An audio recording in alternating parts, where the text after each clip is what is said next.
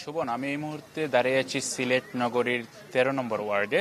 এটি কাজিরবাজার এলাকা এবং এই এলাকাও কিন্তু সুরমার পানিতে প্লাবিত হয়েছে। কিছুক্ষণ আগে অর্থাৎ ১১টার দিকে সিলেট পানি উন্নয়ন বোর্ডের নির্বাহী প্রকৌশলী দীপক রঞ্জন দাস জানিয়েছেন যে সিলেটে সুরমা এবং কুশিয়ারার নদীর পানি কিন্তু বিপদসীমার উপর দিয়ে, বাকি যেসব নদীগুলো রয়েছে সেই সব নদীর পানি কিন্তু বিপদসীমার নিচ দিয়ে প্রবাহিত হচ্ছে। এই কারণে তিনি বলছেন যে গতকাল কিন্তু চেরাপুঞ্জিতে বৃষ্টি হয়নি, যার কারণে আসলে সিলেটে কিন্তু আর পানি বাড়ার সম্ভাবনা তিনি বলছেন একেবারেই নাই। তিনি বলছেন যদি চেরাপুঞ্জিতে বৃষ্টি অব্যাহত না থাকে তাহলে সিলেটে কিন্তু ৪ থেকে ৫ দিনের মধ্যে কিন্তু পানি নেমে যাওয়ার সম্ভাবনা তিনি দেখছেন। আমি যে এলাকায় দাঁড়িয়ে আছি এই এলাকাটি মূলত গরুর হাটের জন্য বিশেষভাবে পরিচিত। এখানকার ব্যবসায়ীদের সাথে আমরা কথা বলেছি, তারা বলছেন যে হারে পানি এখনো যেহেতু রয়েছে, তারা বলছেন কয়েকদিন পর থেকে কিন্তু কুরবানির হাটের বেচাকেনা শুরু হবে। তারা আসলে শঙ্কা প্রকাশ করছেন যদি এই পানি বেড়ে যায় তাহলে তাদের বেচাকেনায় অনেক ক্ষতির তারা আসলে সম্মুখীন হবে। আপনাকে যদি সিলেট সিটি কর্পোরেশনের যে আমাদের কাছে তথ্য রয়েছে, তারা বলছেন যে ৪,০০০ পরিবার এখনো আসলে পানিবন্দী অবস্থায় রয়েছে এবং তারা আমাদেরকে বলেছেন যে তারা ত্রাণ সহায়তা অব্যাহত রেখেছেন। তবে আমরা বেশ কিছু পরিবারের সাথে কথা বলেছি, তারা বলেছেন যে সিটি কর্পোরেশন থেকে যে ত্রাণ দেওয়া হচ্ছে তা খুবই অপ্রতুল। তারা আসলে ত্রাণ বাড়ানোর দাবি জানিয়েছেন। এবং আপনাকে জানিয়ে রাখি যে সিলেটের যে সুরমা নদীর এটার খননের জন্য ৫০ কোটি টাকা বরাদ্দ ছিল, কিন্তু সেই কাজ এখন পর্যন্ত সম্পন্ন হয়নি, যার কারণে নদীর নাব্যতা অনেকাংশেই হারিয়ে গেছে। তবে বিশ্লেষকরা বলছেন যে নদীর নাব্যতা শীঘ্রই ফিরিয়ে আনতে হবে, না হলে প্রতি বছরই সিলেট এইরকম আকস্মিক বন্যায় মুখোমুখি হতে হবে। তো শোভন, এই ছিল আমার কাছ থেকে সিলেটের সবশেষ তথ্য। শিমুল, আপনাকে ধন্যবাদ। দর্শক, এবারে নদ নদীর পানি বৃদ্ধির খবর জানাতে সুনামগঞ্জ থেকে সরাসরি যোগ দিচ্ছেন আমাদের আরেক সহকর্মী আর জুয়েল। শোভন, সুনামগঞ্জের পানি বৃদ্ধির পরিস্থিতি অনেকটা স্বাভাবিক। আমরা বলছি গেল ২৪ ঘন্টায় পানি কমছে আবার বাড়ছে, এই মধ্যে আছে। গেল ২৪ ঘন্টায় কিন্তু সুনামগঞ্জে তেমন কোনো বৃষ্টিপাত হয়নি। গতকাল রাতে কিছু বৃষ্টি হলো, আজকে সকাল থেকে কিন্তু রৌদ্রোজ্জ্বল আবহাওয়া।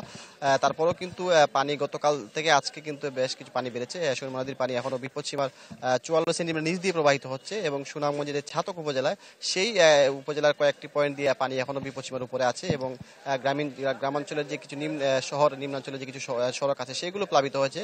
তারপরেও কিন্তু পানি লোকালয়ে প্রবেশ করেনি এবং সুনামগঞ্জের কোনো উপজেলা এখনো প্লাবিত হয়নি।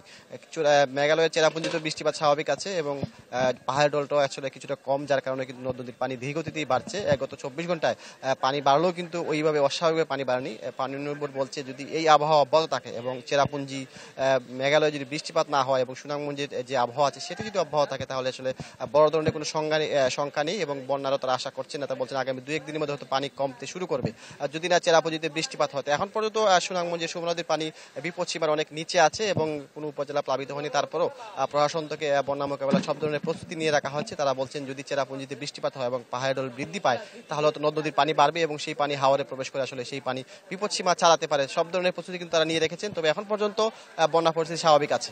শোভন। জুয়েল, আপনাকে ধন্যবাদ। শোভন, ঘূর্ণিঝড় রিমালের যে ক্ষত সেটি বিশেষ করে ক্ষতিগ্রস্ত যে ৫ থেকে ৬ দিন পেরিয়ে গেল এখনো কিন্তু ক্ষত চিহ্ন রয়ে গেছে। আমি আছি ভোলার বিচ্ছিন্ন উপজেলা মনপুরায়। এই মনপুরায় কিন্তু ঘূর্ণিঝড় রিমেলের কারণে কিন্তু একরকম লন্ডভন্ড হয়ে আছে। এই মুহূর্তে আছি মনপুরার দাসেরহাটে।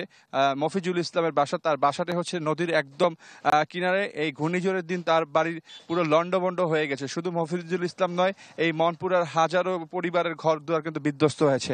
আমরা যদি দেখি যে নদীর একদম কুল ঘেঁষে হচ্ছে এটি বেড়িবাঁধ কাম রাস্তা, সেই কারণে কিন্তু প্রচন্ড পানির চাপে কিন্তু মনপুরার এই ক্ষতিগ্রস্ত হয়েছে। শুধু মনপুরা নয়, ভোলার প্রায় ২,৪৬৫টি পরিবার একদম তাদের বাড়ি বিধ্বস্ত হয়ে গেছে। মানুষ এখন এইসব পরিবারের সাথে আমরা কথা বলেছিলাম সকাল থেকে, তারা বলছিলেন যে তারা কিন্তু এখন কোনো ধরনের খাদ্য সহায়তা নয়, তারা এই পুনর্বাসনের জন্য তারা কিন্তু সহযোগিতা চায় এবং সেই পুনর্বাসন না পাওয়ার কারণে কিন্তু অনেকেই কিন্তু এখনো খোলা আকাশের নিচে রয়েছে।